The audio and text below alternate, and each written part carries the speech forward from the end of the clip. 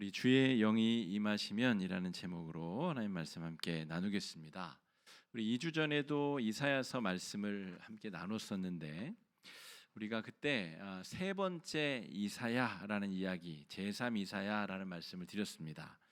이사야서가 여러 예언서들 가운데서도 굉장히 중요한 의미를 띠는 것은 굉장히 독특하고 또 내용 자체도 길지만 굉장히 독특한 구조를 띠고 있기 때문에 그렇습니다.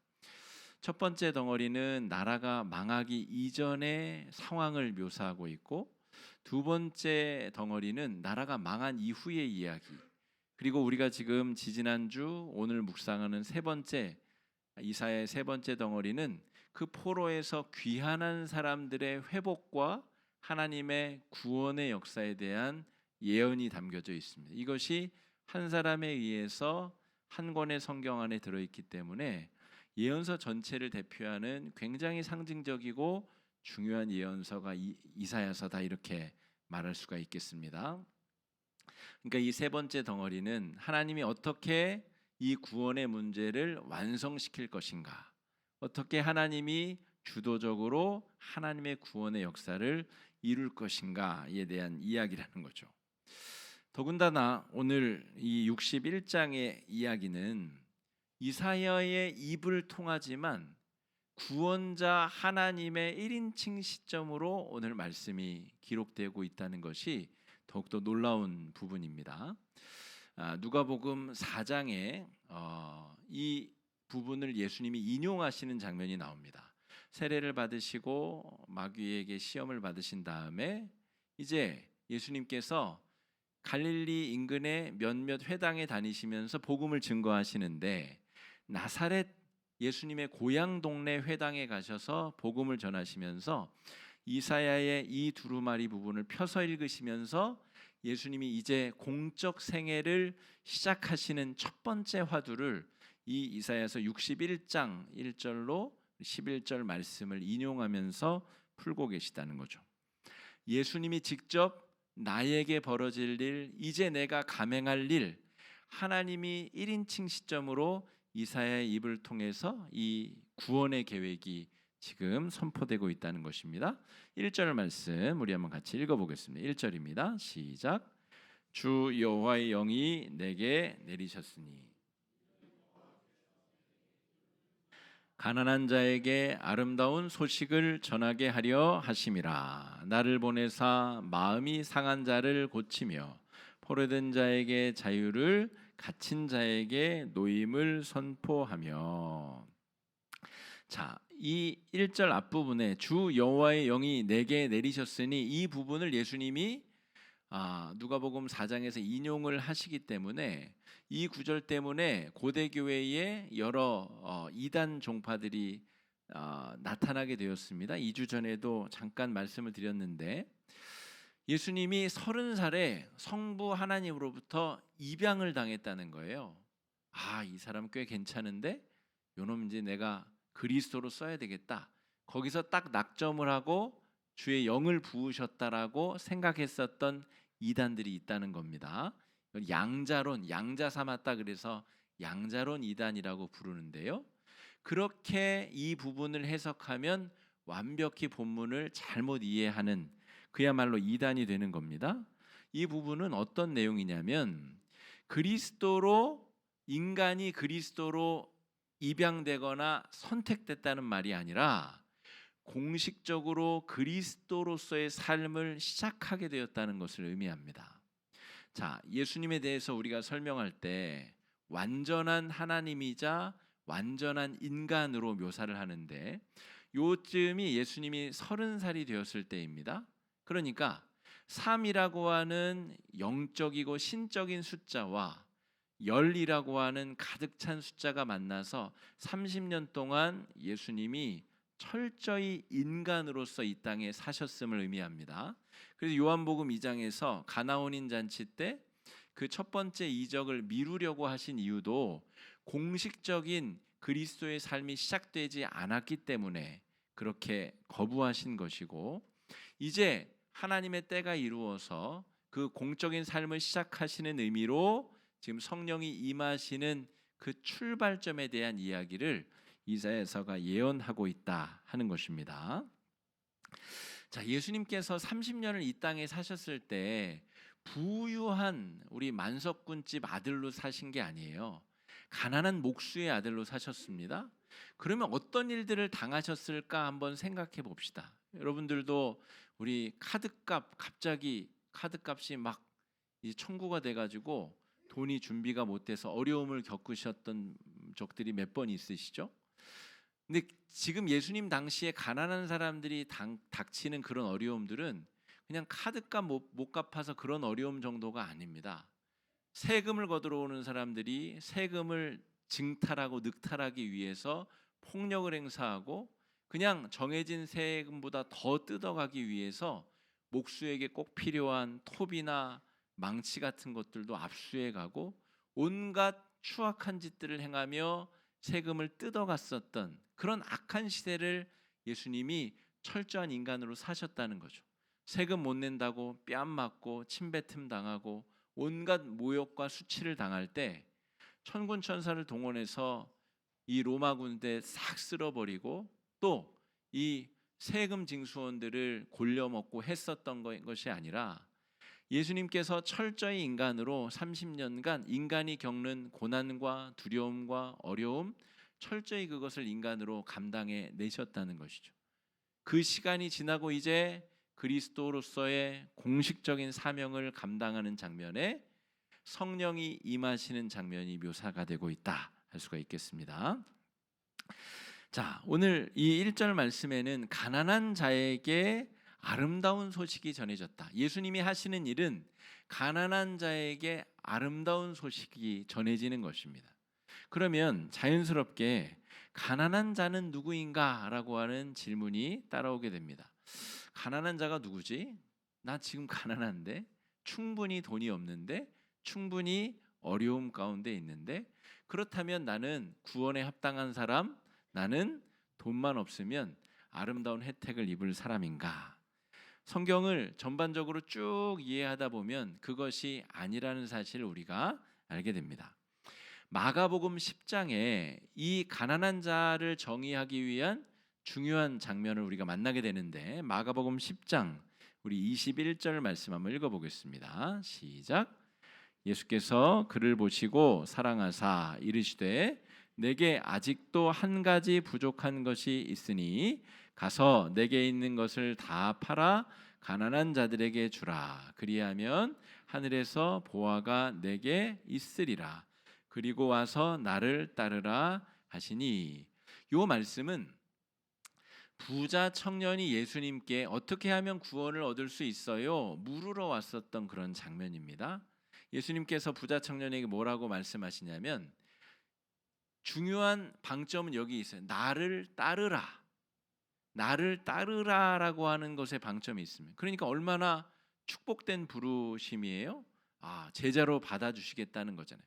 그런데 걸림돌을 제거하고 오라는 거예요. 네가 가진 많은 재물을 다른 사람들에게 나누어 주고 나를 쫓으라라고 하는 것입니다.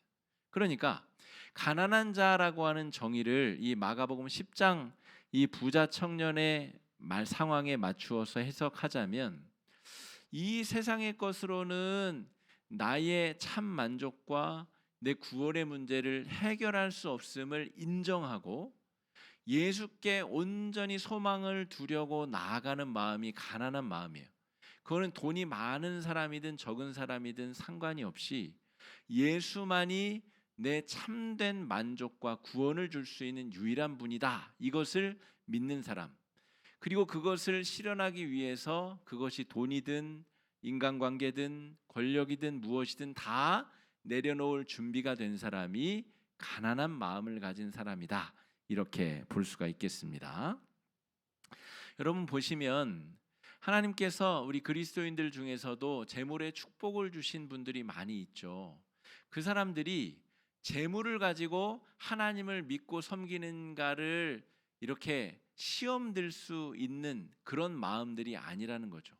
하나님이냐 재물이냐 그러면 당연히 재물을 포기하는 마음을 가진 자들에게 하나님께서 복과 은혜도 주시고 재물의 축복도 주신다는 거죠.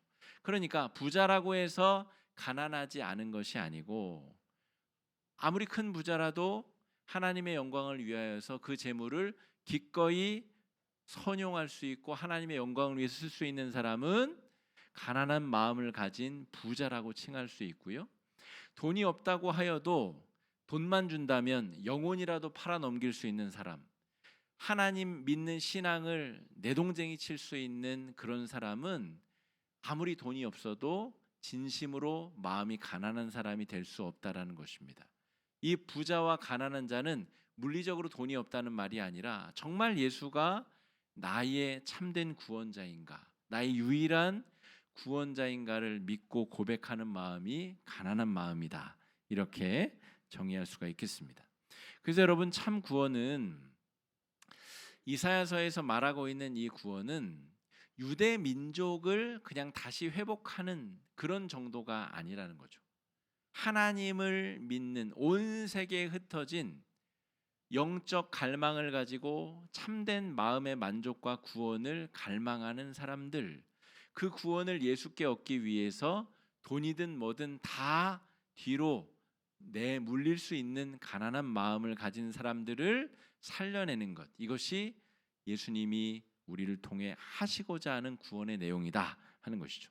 제가 기억하는 것은 제가 중학교, 고등학교 때 온풍기를 좀 꺼줄 수 있습니까? 네. 제가 중학교, 고등학교 그때 이런 생각을 한 적이 있습니다. 우리나라에도 좋은 종교가 많은데 뭐 불교, 유교를 빼더라도 뭐 동학, 농민운동, 동학이라고 하는 그런 종교를 바탕으로 한 농민운동도 있었고요. 천도교, 천부교 이런 종교운동도 있었고, 왜 우리가 우리나라에서 자생한 그런 종교, 예를 들어서 뭐 당군 신앙이나 이런 걸 믿지 않고, 그 당시에 저는 우리 기독교가 저 유럽의 종교, 더 미국의 종교라고 생각을 했어서 왜 유럽 종교, 미국 종교를 내가 믿어야 되지? 중학교 때 그런 생각을 했던 적이 있습니다. 그리고 왜 저 유대인들이 믿는 종교를 내가 이 땅에서 믿어야 되지? 그런 신앙적 갈등을 했었던 기억이 지금도 나는데, 여러분, 오늘 이사야서 61장에서 분명히 하나님이 선포하시는 내용은 뭐냐면 이 구원이 유대인들을 살리기 위한 구원이 아니라는 거예요. 유대 민족을 다시 잘 먹고 잘 살게 만드는 다윗 시대를 재창조하는 구원이 아니라는 거예요. 하나님의 구원의 계획의 최종 목적지는 온 세계에 흩어진 남녀를 막론하고 노소를 막론하고 정말 참된 구원을 갈망하는 가난한 마음을 가진 사람들의 영혼을 살려내고 그들의 매인 것을 풀어내고 그들의 노예된 삶, 죄에 노예된 삶에서 구출해내는 것, 이것이 하나님이 하시고자 하는 구원의 계획이다 하는 것이죠. 이사야는 주전 8세기 인물입니다. 그러니까 예수님이 나시기 전에 700 몇십 년 전의 사람이라는 거죠.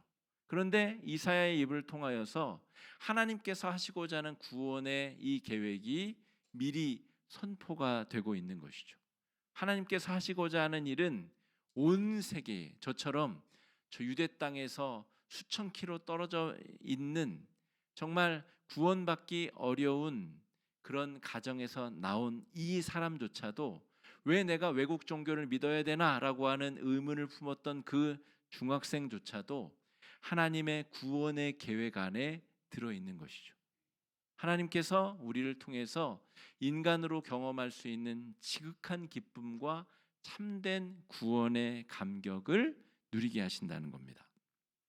그래서 오늘 6절에는 굉장히 의미 있는 표현이 등장하는데, 그 구원을 맛본 사람들의 역할을 뭐로 규정하냐면 여호와의 제사장이자 하나님의 봉사자들이다, 이런 표현이 등장합니다.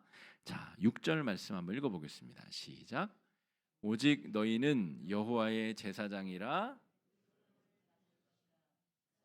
너희를 우리 하나님의 봉사자라 할 것이며 너희가 이방 나라들의 재물을 먹으며 그들의 영광을 얻어 자랑할 것이니라.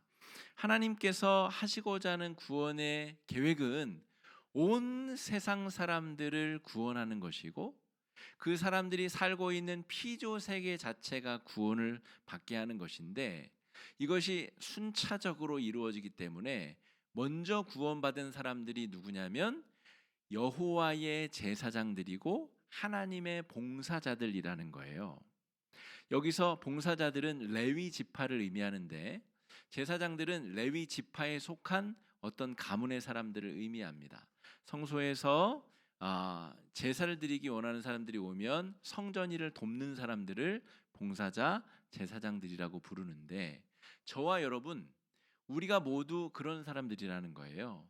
교회에 전적으로 매여져 있는 목사들만 레위인 제사장들이 아니고, 이 구원의 기쁨을 맛본 우리 모두가 바로 제사장 레위인들이라는 거예요. 제가 우리 아크에 지금 우리 얼굴들이 전시가 돼 있다고 말씀드렸는데, 제가 그런 우려가 있다고 말씀드렸잖아요. 왜 내 얼굴은 없어? 왜 나는 안 그려졌어? 또 저건 내가 아닌 것 같은데 나를 왜 저렇게 못되게 그려놨어? 이런 마음이 들 수도 있죠. 그런데 여러분, 그 마음이 드는 것보다 먼저 우리 마음을 가득 채워야 될 것은 무엇이냐면, 이 교회도 안 다니는 사람들이 교회 다니는 사람들 얼굴을 그렸대. 교회 다니는 사람들 얼굴이 너무 좋아 보이고 기뻐 보여서 그걸 그렸대. 그거 자체가 우리 안에 큰 기쁨으로 느껴지는 것.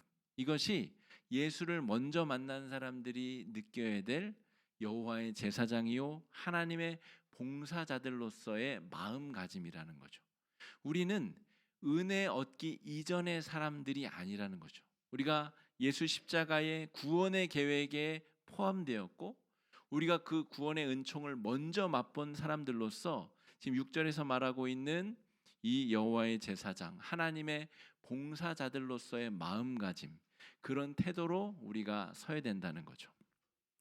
오늘 주차장에 여러분 차 대실 때 누군가 안내를 하셨을 텐데, 우리 일남선교회 우리 어르신들이 주차장 안내를 하고 계신데, 그 주차장 안내라는 것이 참 고역스러운 일입니다. 여름에는 여름대로 고역스럽고, 겨울은 겨울대로 고역스럽고, 물론 지금 차량 봉사만 말하는 게 아니라 우리 예배실 입구에서 안내하시는 분들, 또 아크에서 커피 내리시는 봉사하시는 분들, 각자 처소에서 자신의 자리에서 헌신하는 분들, 여러분, 뭐가 아쉬워서 우리가 그런 봉사와 섬김을 할까요?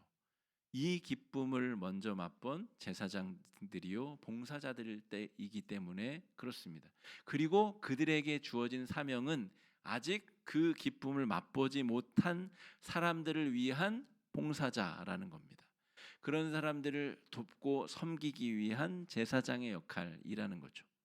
그 역할을 넉넉하게 감당하고도 남을 만큼 영적인 에너지를 하나님께서 우리에게 주신다는 것입니다. 그것이 오늘 이 짧은 11절의 구절 안에 구구절절이 기록되어져 있습니다. 우리 10절 말씀인데요. 10절 말씀 읽어보겠습니다. 시작.